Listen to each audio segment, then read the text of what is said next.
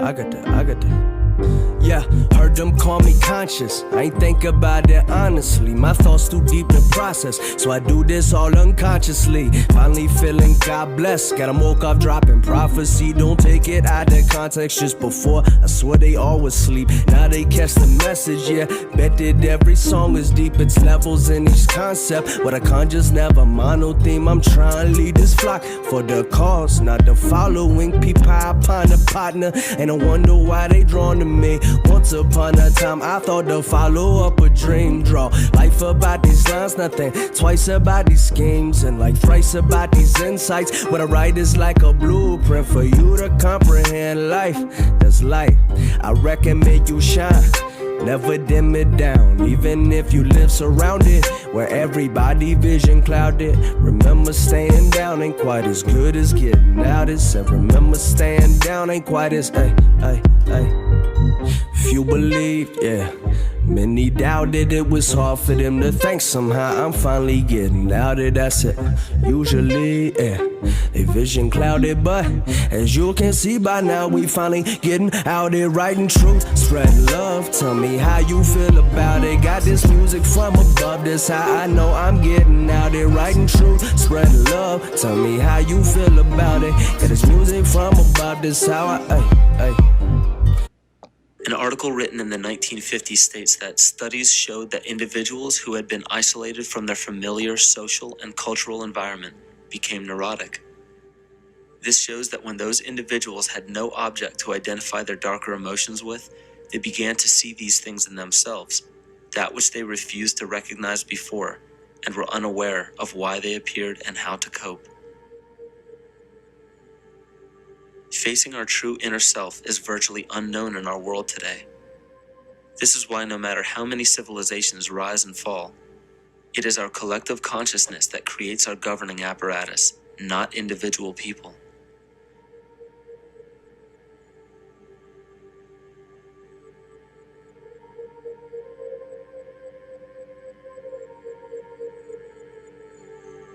And after countless attempts, you would imagine that people would realize that a physical retaliation may not be the solution.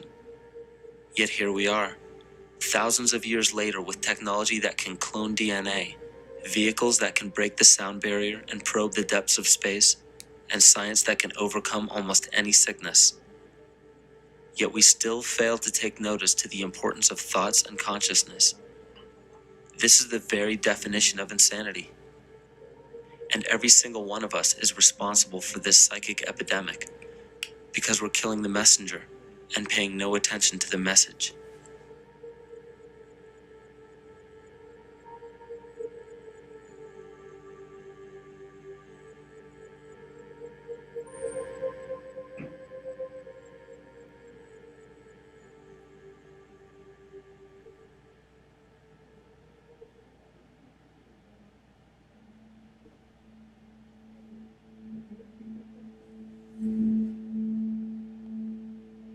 During the 1990s, 3 Nobel laureates in medicine advanced research that revealed the primary function of DNA lies not in protein synthesis, as widely believed for the past century, but in electromagnetic energy reception and transmission. Less than 3% of DNA's function involves protein manufacture. More than 90% functions in the realm of bioacoustic and bioelectric signaling. So why is it important to know that DNA functions in bioelectric signaling? HeartMath Institute has discovered the heart and brain maintain a continuous two-way dialogue, each influencing the other's functioning. Although it is not well known, the heart sends far more information to the brain than the brain sends to the heart, and the signals the heart sends to the brain can influence perception, emotional processing, and higher cognitive functions. The heart also generates the strongest rhythmic electromagnetic field in the body, and this actually can be measured in the brainwaves of people around us. We are quite literally an electromagnetic expression of our highest cognitive function. The behavior of electromagnetism is evident throughout the world as dualism. All matter contains a negative and positive charge, which means organisms are built upon this foundation. The natural homeostasis of any organism is a balance of both polarities. Furthermore, research on emotional energetics shows that the heart's field is a carrier of emotional information and a mediator of bioelectromagnetic communication within and outside the body. Research shows our heart's field changes distinctly as we experience different emotions. It is registered in people's brains around us and apparently is capable of affecting cells, water, and DNA studied in vitro. Fear. The chemical supplied by a collective parasite creates a distinct bioelectric signal given off by the host.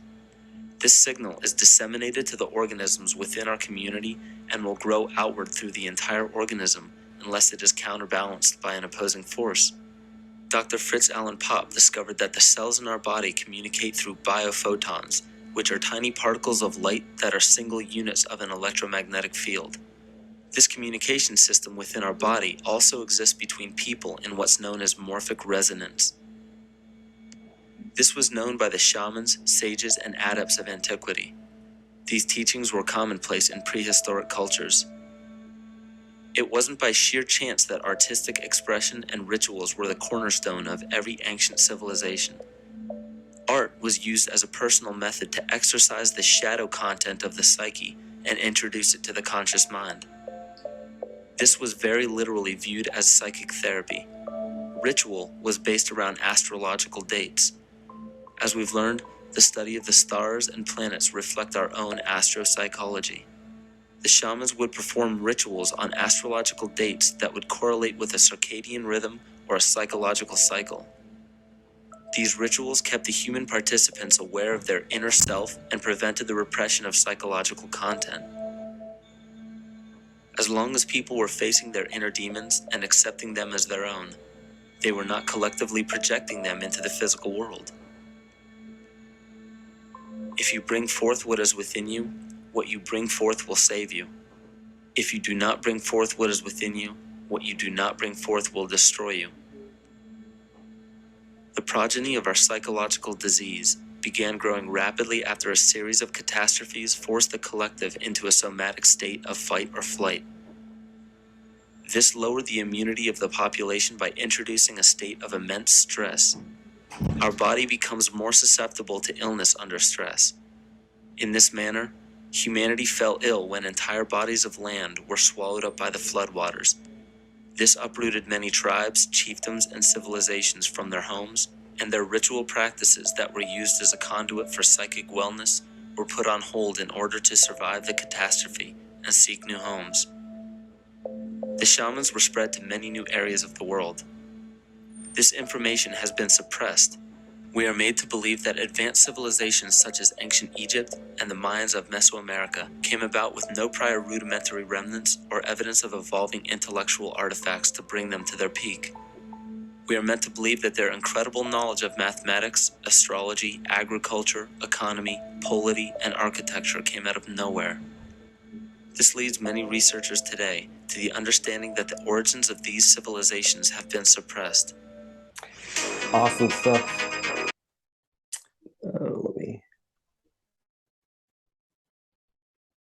Awesome stuff. I've got Ben here today to actually do a deep dive on this exact clip because I feel like it's very timely for everything that's going on in the world today. So thank you for coming on, Ben. Yeah, you're welcome. Thanks for having me.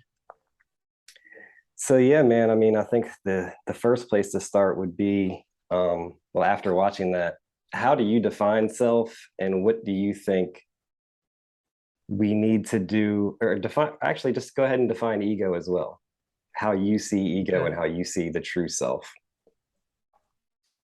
Yeah, so you said self and then true self, and I make a distinction in that film, Kymatica, that is really just because we use language to help us build a concept, and in that we dump our emotional field into it, the emotional charge into it, and that's what gives us our worldview, and that's how we typically use to inform our choices and decisions moving forward, whether they be conscious or unconscious.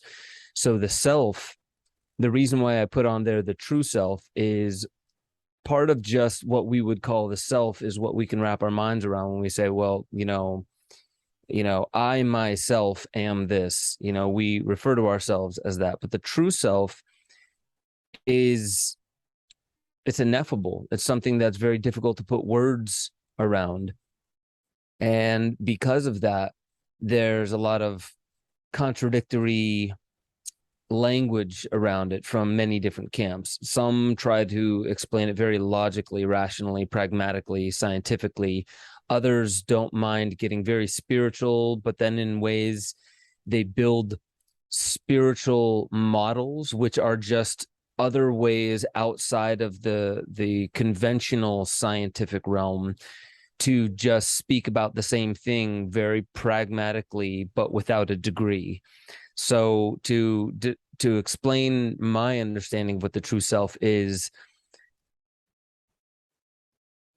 it's that thing that I acknowledge I was when I was a little child riding my bike through the fog back in Connecticut and sitting still in the middle of the street, just feeling the fog and seeing that I couldn't see 20 feet in front of my face.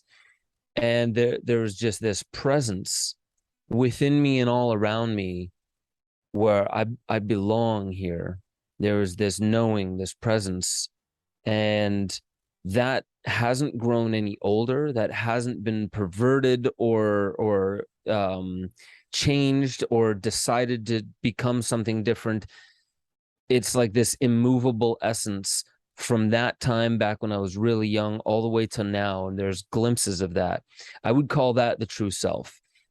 It's the true self that I tap into when I'm kind of lost in life and I don't really know what my real path forward is or what I should do in this particular circumstance. And when I sit with it and I really ask for my true self, I come to acknowledge that I've always known what I was meant to do. And it doesn't matter what the circumstance is outside of me. I've always known what my path forward is. It's always been the same thing. I've always known who I am. And that true immovable essence is, I would say, the true self. Everything else that can change and can evolve is the self. And then to contrast that, the ego is the interface. Like, think of how PCs and Apples, they use an interface. There's coding behind it, but then they have apps and things for the common user to make it easier for the user to interface with the coding of the computer. So imagine that you and I have that. We have coding, we have an essence of who we are, and you could call it a code. You could call it just an essence, which I like that word more. But in order for it us is kind to of like interface, a code, though. It is kind of like a code because we didn't even choose the language that we speak. There's so many things about ourselves that we didn't choose. And even when you become aware of the fact that so much of what we call ourself we didn't choose, we still can't do much about a lot of it.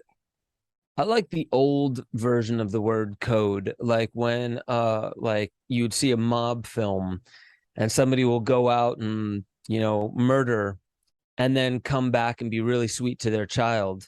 And then whoever's watching that asks, let's say like you're a young kid and you're asking your dad, like, how can somebody like that be so sweet to their child? And they would say, well, even people in the mob have a code. And that's different than computer coding. And that's a code that there are things that we will do that may be unethical to others. And then there are lines that we will not cross. And that might befuddle people, like, what the hell? Like, you'll do this, but you won't do that. I believe that is closer to the code of our real essence. And I would say the ego has gotten a bad rap down through the ages. And that's why I say the false ego. So there's the true self and the false ego. The ego itself is our interface. It's how we interface with those around us. We have an identity. And yes, you could say to the core of our being, we are more than just our identity. I'm more than just, a 39-year-old male parent, filmmaker. I'm more than just that. Yes, that's true. But that doesn't mean that I'm not more of a 39-year-old male parent filmmaker than, let's say, a 20-year-old female dancer, right? You know, so I utilize that aspect of my ego. There's a reason I was given that role to play. All the specificities of this thing I was given, the house I was born into, the blood that pumps through my veins, the time in history I'm born, my lot in life, all those things also informs my ego. It's the stories that others hold for me and the stories that I hold for myself. But then there's the false ego. And it's all those things that I just mentioned. But the falsity is the trying to be something other or greater or sexier or whatever, more or different than what you truly are. Because my ego, my real ego, may communicate with my true self. And let's say the Buddha had an ego. Well, why would you call that enlightened? Most people would say, like, no, you have to destroy your ego to become enlightened. I disagree. I don't think you destroy your ego. I think you surrender your ego to its proper place, which is it's there when there is something to interface with. And I think your truest ego simply emanates the essence of who you are. It simply emanates your true self if you're not trying to be something deeper, more philosophical, more intelligent, more sexy, more this, more that. I see it as aligning with your life's purpose, and everything extra is the false ego. You know, but what I agree with you 100%. That's why I wanted to have this conversation, is because there does seem to be this idea, especially amongst the more like hippie people out there, that you have to kill your ego to be enlightened, or that the ego is the problem. And to me, I don't see that. I see that we have the ego for a reason, and that there's a lot of what the Toltecs would say, like basically viruses that are infecting the ego. And you talk about it in that clip, and fear is the fuel for that virus that is our false ego, that separates us from our true self and from everything else, because the true self is the connected self, and the false ego is the self that separates ourselves from everything else and tries to, exactly what you were talking about, make ourselves better than other people or other things or other ideas or whatever that may be. So yeah. Isn't it funny that also the infection of the ego, this parasite, while that is demonized heavily by people that understand it, the deeper you go into right relation, the deeper you may come to realize that even that parasite that brought upon a health crisis is a teacher. And perhaps it will not leave without being honored.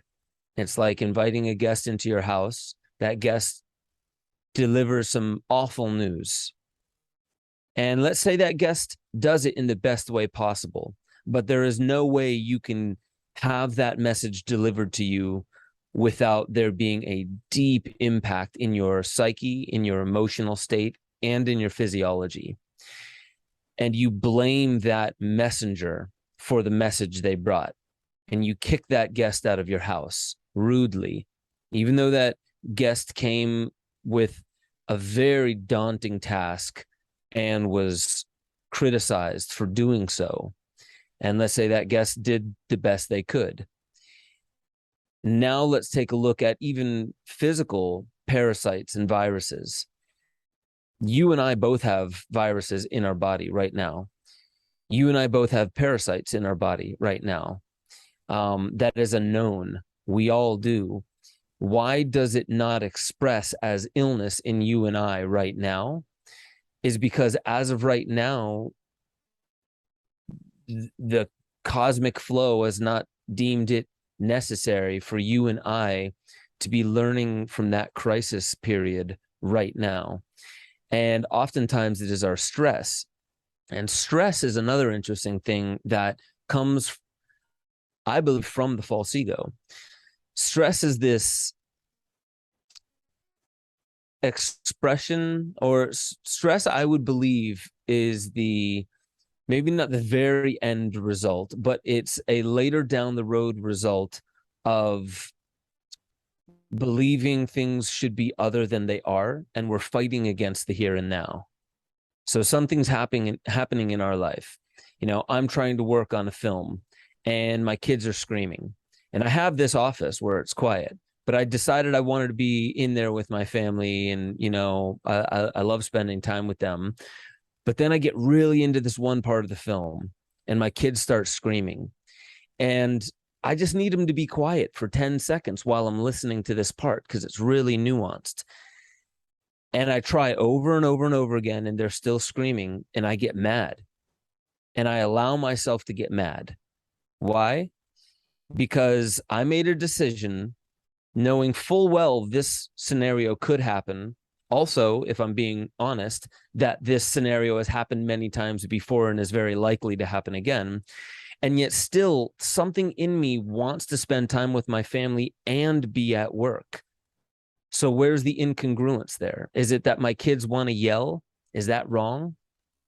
Or is it me having an expectation that is not only unrealistic, but then a response afterwards that is me exploding emotionally on my children? And that's just one example of, let's say, stress. But stress is one of the prime killers. In fact, if we want to diagnose truly, I mean, it's a very broad topic. But if we want to diagnose where most illness comes from, it's stress. Like, is it COVID? Is it Zika? Is it the avian flu? Is it the Spanish flu? Is it the Black Plague? And of course, there are many differences with all of those. But why in those areas that were densely populated where people got very sick, were there some people who did not get sick? And many of them, and it's documented, were exposed to people who were sick. I would hazard to say that it was stress. So on the topic of ego is interesting. A lot of times we think ego is just somebody strutting around very arrogantly. Ego is also somebody who's depressed, thinking, this world's out to get me. You see all those people out there, they're luckier than me. They got, like, look at those successful people. I never heard of, let's say whatever, some pop star. I never heard of them 2 years ago, and now they're the biggest thing, out there on the market. What a lucky break that they got, without really knowing the context. Maybe that person had been working their ass off for 10 years, getting shut down, getting refused, getting a no from everyone they brought their record to, and finally they got their break. And yes, to your perspective, they skyrocketed.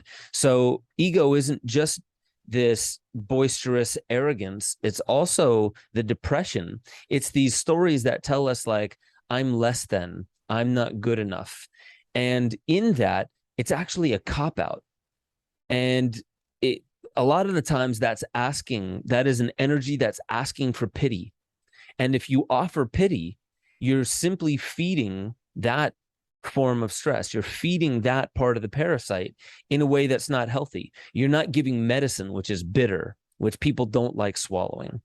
And I've had it on plant medicines when I'm dealing with a death of my ego and I'm going through something terrible and I'm making noise, and the shaman comes up and says, Ben, you're going to need to be quiet. You're going to need to be quiet. And it embarrasses me, like, oh man, everyone just had to listen to me. And then I go into this shame spiral, not realizing that the entire time this is the roller coaster of the ego. Like, oh, now I look like I can't handle my shit, right? Now I look like I can't handle my ayahuasca, and I'm worried about what I look like, when really I'm not even focusing on the grace that I'm bringing to the struggle at hand. So ego is very interesting and can show up in many different ways. I think that's the false ego. can show up in many different ways. The ego is always there, and the ego is actually beautiful when you shed away all of the expectations of who you think you should be and you surrender to who you actually are. And I believe that surrendering, whereas we live in an economic society, most people would say like surrender is quitting and quitting is failure. And no, sometimes surrender is exactly what you need, because your gifts inside, they're intelligent, and they won't give themselves to you if you're in your false ego, but they will give themselves to your true ego if you surrender all the bullshit. I want to circle back to two things that you were talking about. One is stress, and the other was at the very beginning when you said that the true self is ineffable. I think that both of those are very on point. Number one, the Toltecs would say that stress is like the result of resisting life, and life is the mystery. It is beyond words. So if you're in your mind talking to yourself, then you're not living life. You're in the mind is what creates stress. It's that resistance to, like you were talking about, whatever situation is going on. It's not accepting. It's resisting. That is what's creating that stress. That stress fuels the false ego, which separates yourself from life itself. So yeah, I just wanted to kind of connect those things, because I actually would say that the true self is by definition undefinable, ineffable, unknowable.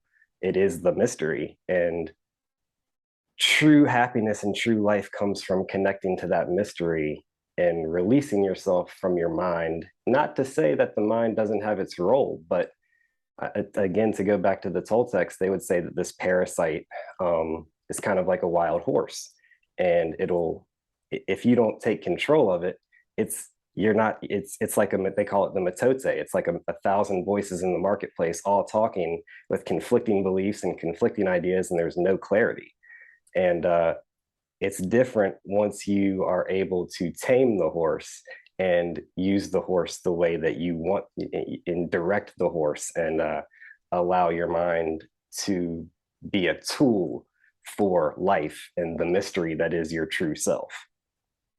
Yeah. Yeah, it's interesting. It's funny when I hear something like what you were just saying about taming the horse so it can do what you want. I heard the social media chat forum light up with some new age stuff that like it shouldn't be about what you want, which is pretty much semantic.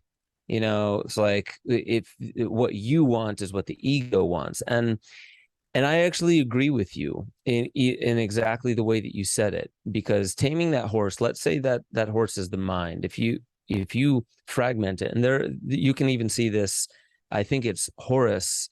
There's a depiction of Horace gathering a bunch of butterflies with a net, and that's interesting because that's also the mind. That's like organizing the mind, where the mind can flitter off in so many different directions. And you know how butterflies fly, it just like almost seems aimless in many ways, even though they are very meticulous and accurate.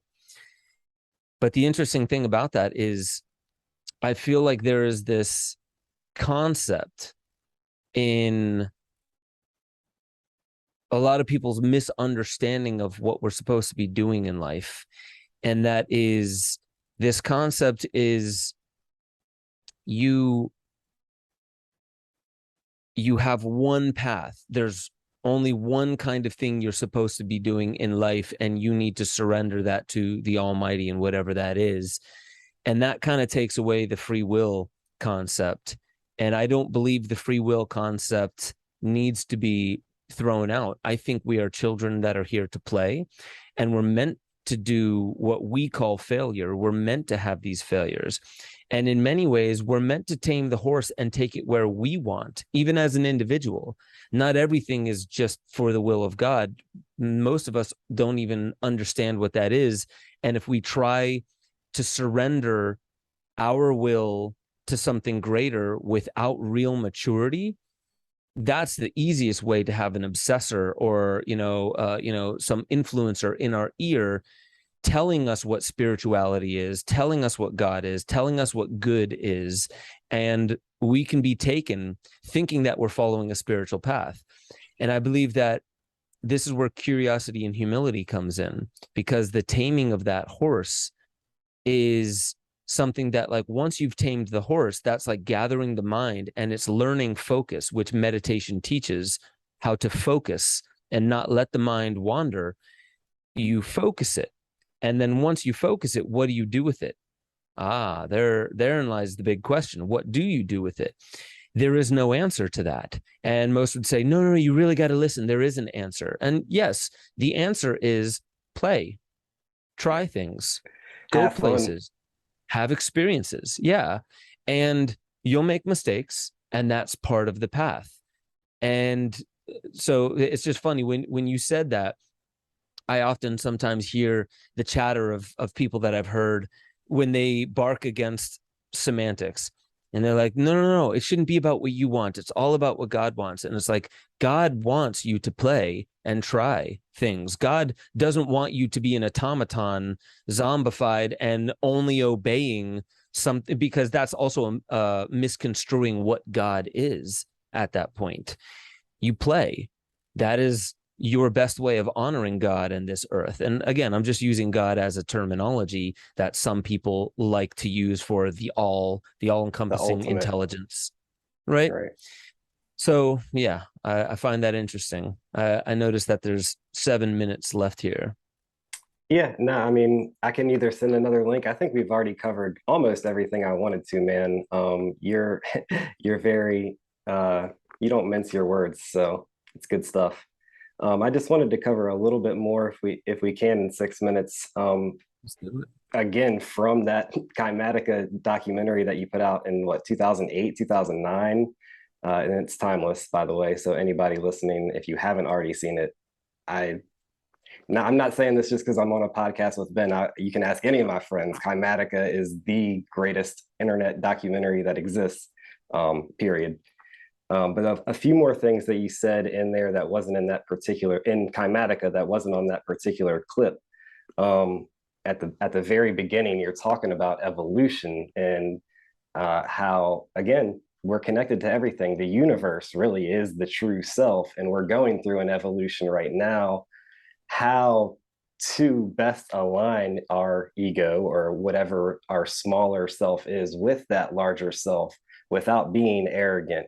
What do you have to say about that? Like how to operate or how to function in this kind of chaos right now? Yeah, it's multifaceted.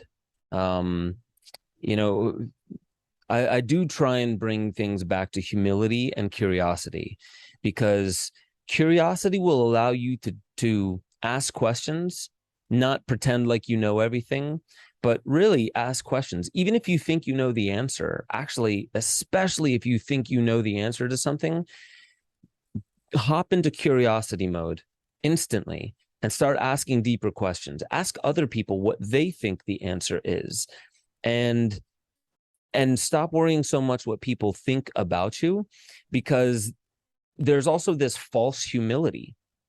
And false humility is timidity. That's like, I don't want to seem arrogant. I don't want to seem egotistical. So I'm just going to kind of become a yes man. I'm just going to kind of kowtow to what other people believe. I'll share what I believe in hopes of impressing other people. But if I notice that they have a different ideology, I'm not going to rock the boat. I'm not going to go against the grain. And that's a false humility. That's timidity. And that's why I say, to fit the smaller self into the larger self, it's really important not to try to be spiritual, and also to try to walk a spiritual path. I know that sounds contradictory, but you are who you are. So when you try to be spiritual, you're already missing the point. When you walk a spiritual path, there's this curiosity in it. And as you're walking the path, you are going to do things that later you might reevaluate, and you're like, oh man, that was kind of immature, wasn't it? Or that was a little dumb, or I was trying to sound intelligent and really I just showed my ignorance in that moment. Get over it. Everyone does that. Everyone, even the people that you love the most, you probably miss that happens to them all the time because you're infatuated by their level of intelligence or having put things together or success.